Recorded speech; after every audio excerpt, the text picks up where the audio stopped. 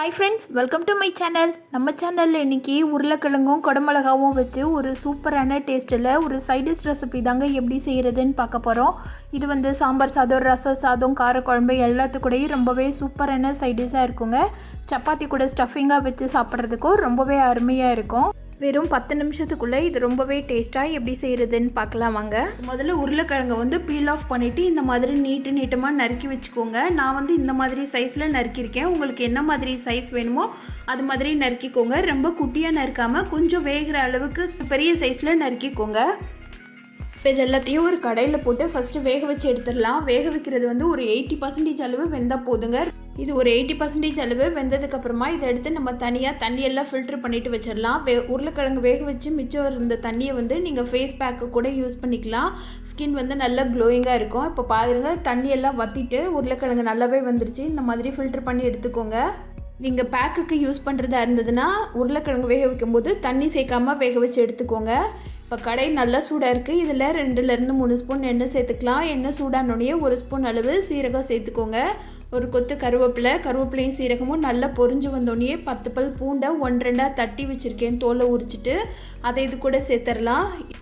இது கூட medium size பெரிய வெங்காயம் ஒன்று நீளமாக நறுக்கி வச்சுருக்கேன், அதையும் இது கூட சேர்த்துடலாம். இதெல்லாம் சேர்த்து நல்லா வதக்கிடலாம்.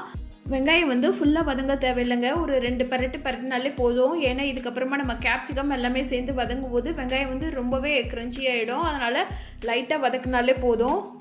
வெங்காயம் வந்து லைட்டாக கலர் சேஞ்ச் ஆகும். ஒரு ஒயிட் கலர்லேருந்து லைட் பிங்க் கலரில் சேஞ்ச் ஆகும். அந்த அளவுக்கு வதக்கினாலே போதுங்க. அதுக்கு மேலே வதக்க வேண்டாம்.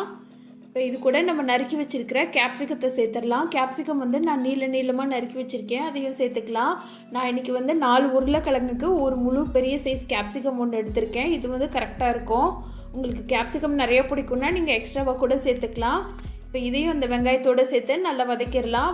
கேப்சிகத்தில் நடுவில் விதெல்லாம் இருக்குல்ல, அதெல்லாம் எடுத்துட்டு அதுக்கப்புறமா நீங்கள் நறுக்கிக்கோங்க.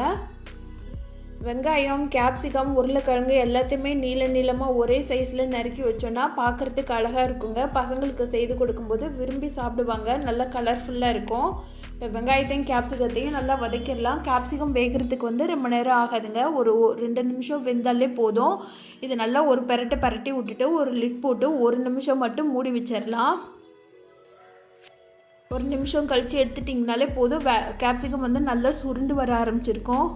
பாருங்கள், இதுலேயே நல்லாவே வெந்துருச்சு. இது செய்யும்போது மீடியம் ஃப்ளேமில் வச்சு வச்சுக்கோங்க. இப்போ இதுக்கு வந்து சாம்பார் பொடி சேர்த்துருக்கேன். சாம்பார் பொடி இல்லைன்னா குழம்பு பொடி கூட சேர்த்துக்கலாம். 1 ஸ்பூன் மஞ்சள்தூள் சேர்த்து இது கூட நம்ம வேக வச்சு எடுத்து வச்சுருக்கிற உருளைக்கிழங்கையும் சேர்த்துக்கலாம். உருளைக்கிழங்கு சேர்த்துட்டு இதுக்கு தேவையான அளவு உப்பு சேர்த்துக்கோங்க. இதெல்லாத்தையும் சேர்த்து நல்லா பரட்டிடலாம். பரட்டும் போது நான் இந்த மாதிரி பரட்டுறேன் பாருங்கள். அடியிலேருந்து எடுத்து போட்டு பரட்டுங்க. நார்மலாக நம்ம கிளறுவோம்ல, அந்த மாதிரிலாம் கிளறக்கூடாதுங்க. லைட்டாக அடியில் கரண்டி விட்டு மேலே எடுத்து உதிரியாக போட்டு பரட்டணும். நம்ம பிரியாணிலாம் செய்தோன்னா கிளறுவோம்ல, அந்த மாதிரி கிளறுங்க. அப்போ தான் இது வந்து நல்லா ஸ்மூத்தாக வரும். உருளைக்கிழங்கு வந்து உடையாமலும் இருக்கும். இது மசாலாலாம் போகிறதுக்காக ஒரு 2 நிமிஷம் மூடி வச்சு திரும்ப எடுத்து இடையில கிளறி விட்டு பரட்டி எடுக்கணும். எண்ணெய் வேணும்னா எக்ஸ்ட்ராவாக எண்ணெய் கூட சேர்த்துக்கோங்க.